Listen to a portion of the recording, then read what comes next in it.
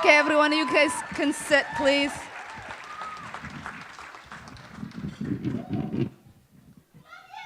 Oh. You can turn back the lights back on. Makes this light a little less harsh. Assalamu alaikum, everyone. I also want the light so I could see your beautiful faces. I am truly, truly, truly honored for the opportunity to be here with all of you.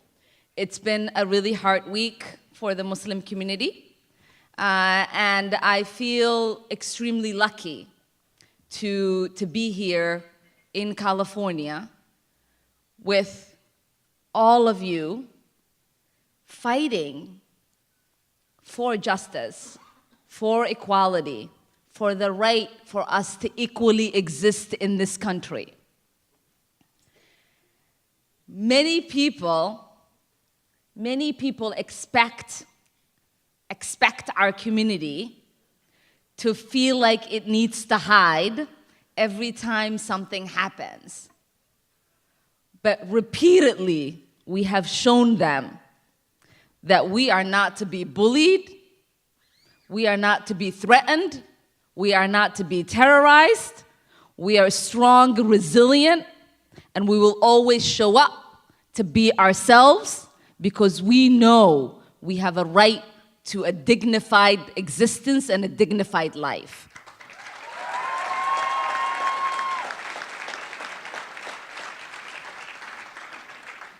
The other thing that is exciting to me to be in this room is that there are very fascinating people outside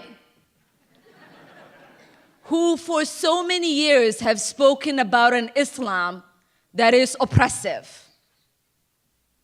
An Islam that lessens and isolates its women.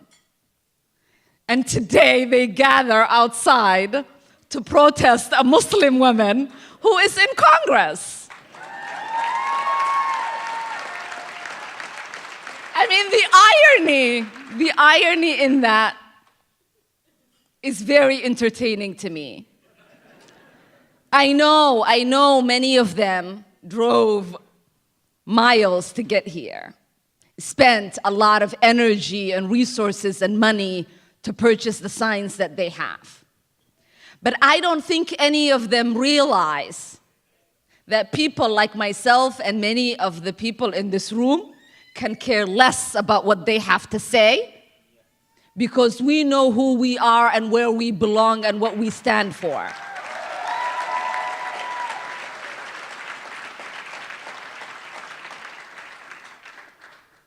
So we are coming off a tragic nightmare that has happened to Muslims in New Zealand. Many of us know that this is not a one-off incident. Many of us were not shocked or surprised. Many of us were kind of holding our breath for a really long time thinking, when will something like this happen? Because many of us have experienced threats in our mosques, in our schools, even for our individual leaders. Many of us have witnessed bombings of mosques. Many of us have seen mosques set on fire. Many people a few years ago watched in horror as gunmen showed up to Irving, Texas at a mosque threatening Muslims. So we all kind of knew that this was happening. But the reason I think that many of us knew that this was going to get worse is that we finally have a leader, a world leader in the White House who publicly says Islam hates us, who fuels hate against Muslims, who think it is okay. It is okay to speak about a faith and a whole community in a way that is dehumanizing, vilifying, and doesn't understand, or at least makes us want to think that he doesn't understand the consequences that his words might have.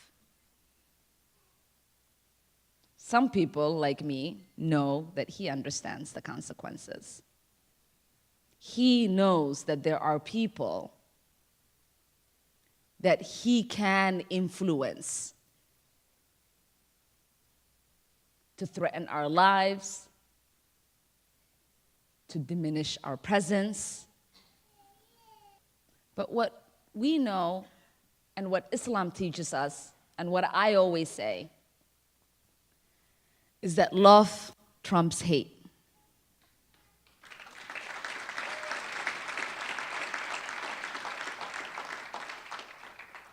Every time we feel threatened, we show up with love, and others stand with us in solidarity. We've seen that with the Muslim ban, a very hateful policy that has now been fully implemented, one that is going to leave a stain in our nation's history. When the ban was first announced, Muslims across this country rushed out to stand against it. And everyone else in all of our communities showed up alongside us. We also know that when this last shooting happened, even though leaders, non-Muslim leaders, said people should not go to Jummah prayers, people should not show up at their mosques, we knew that the only way we will continue is for all of us to show up. And even if you were not planning on going to Jummah prayer, that Friday you were going to Jummah prayer.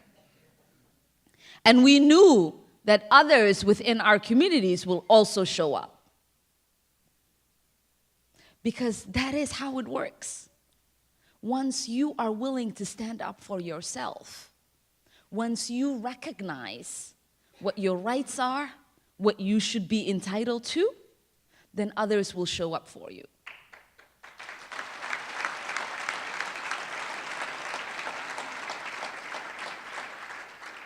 Liberation is not an external thing. It's an internal thing. People always say to me, how have you gotten empowered? And I say, I was born this way. It is not about how others make us feel. It is what we tell ourselves that we are worthy.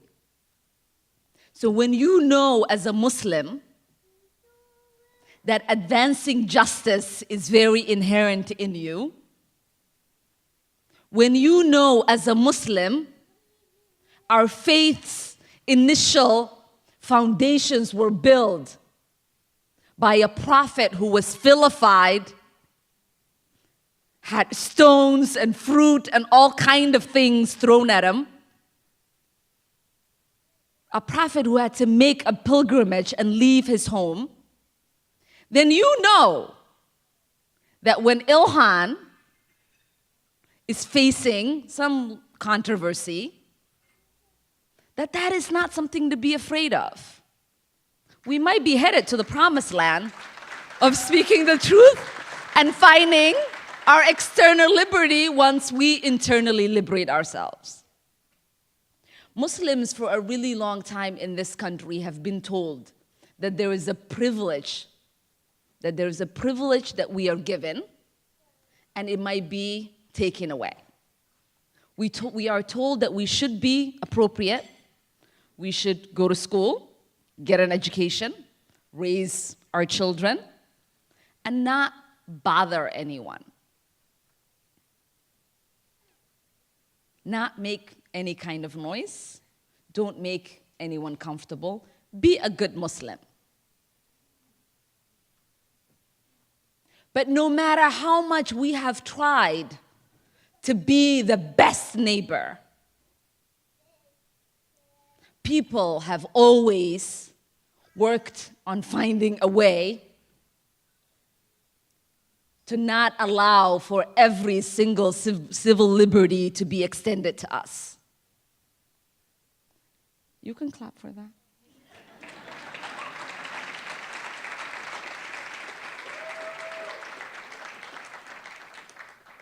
So the truth is, you can go to school and be a good student. You can listen to your dad and mom and become a doctor. You can have that beautiful wedding that makes mom and dad happy. You can buy that beautiful house. But none of that stuff matters if you one day show up to the hospital and your wife or maybe yourself is having a baby and you can't have the access that you need because someone doesn't recognize you as fully human. It doesn't matter how good you were. If you can't have your prayer mat and take your 15-minute break to go pray in a country that was founded on religious liberty.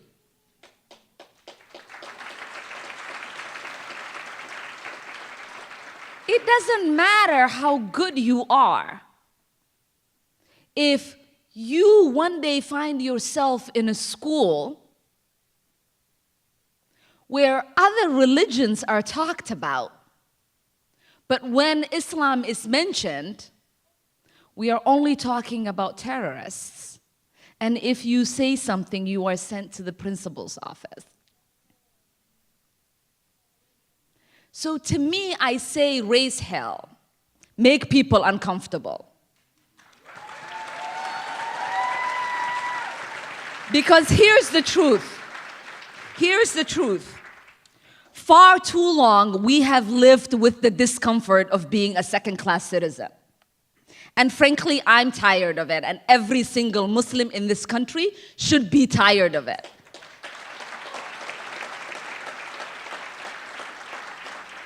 CAIR was founded after 9/11 because they recognized that some people did something and that all of us were starting to lose access to our civil liberties. So you can't just say that today someone is looking at me strange, that I am going to try to make myself look pleasant. You have to say, this person is looking at me strange, I am not comfortable with it, I am going to go talk to them and ask them why. Because that is a right you have.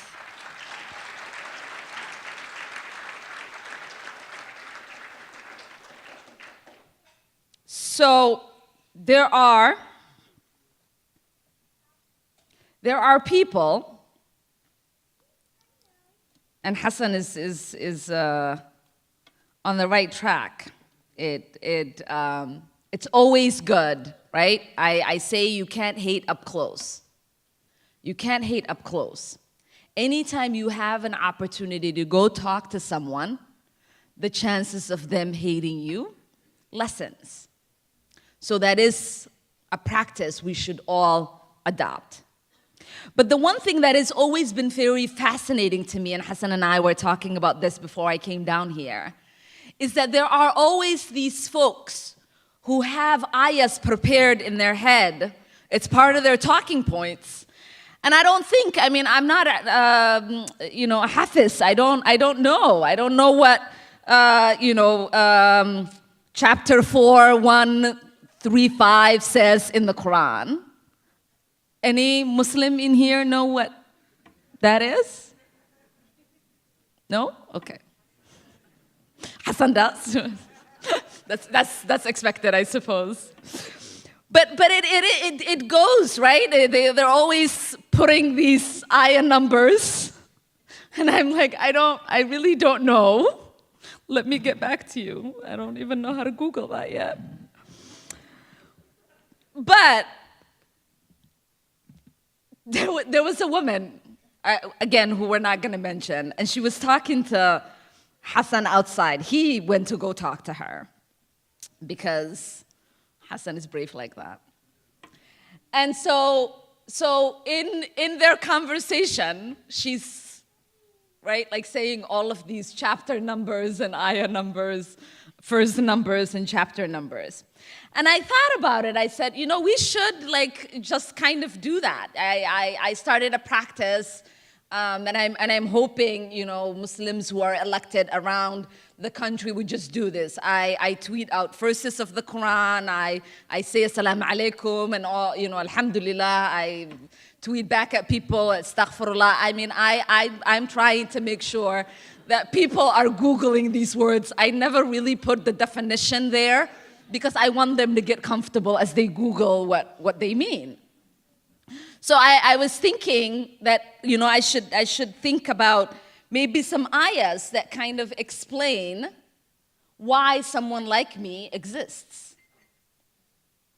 And to me, it is really important because there is not enough conversation rooted in the fact that advocacy, fighting for justice, standing up for what is right, is very inherently Islamic.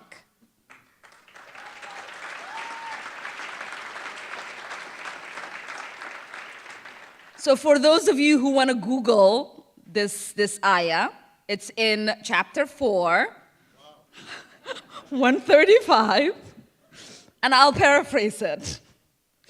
This ayah says that as Muslims, we are called on, right, to stand up for justice and to speak the truth. Even if it is against ourselves, our parents, and our close relatives. If Hassan was up here, he'd probably say it in Arabic, but I'm work in progress, so that's all I got. And so when people, you know, are having these conversations with me and they say, you know, Ilhan, why do you criticize Muslims who are doing something? What is your problem with Arab countries? Why are you always talking about, you know, this particular country and you're not talking about that particular country? My choice of a country to talk about is not my preference of country. It is based on what country is violating basic human rights.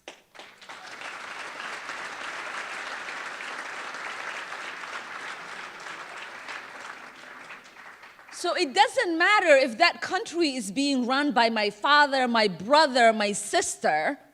I will still criticize that country because I know every country is capable of living out to their best.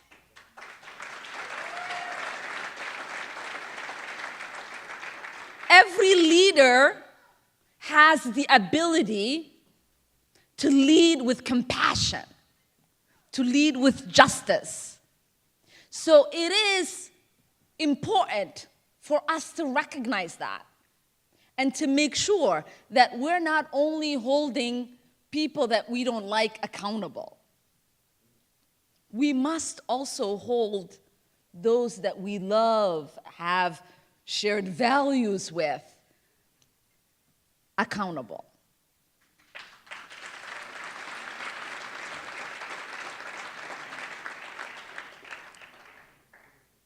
And so I am, again, very grateful to have the opportunity to be in a room like this with all of you. As an elected Muslim in Congress, I feel the weight of responsibility that I have to not live up to the name of being a Muslim, but live up to the ideals of what it means to be a Muslim.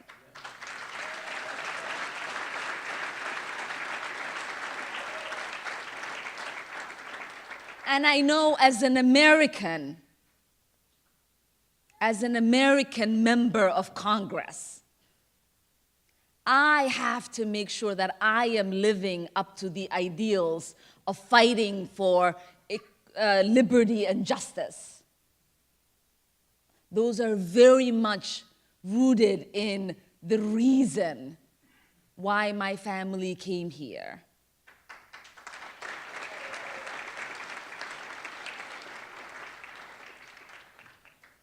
And so, regardless of how hard Washington might get for me or your neighborhoods might get for you, you have to always remember that we have a mission as humans to love one another, to care for our neighbors, to raise compassionate children, and to fully every single day show up and make sure that we are furthering justice. Thank you so much for having me, and have a great night.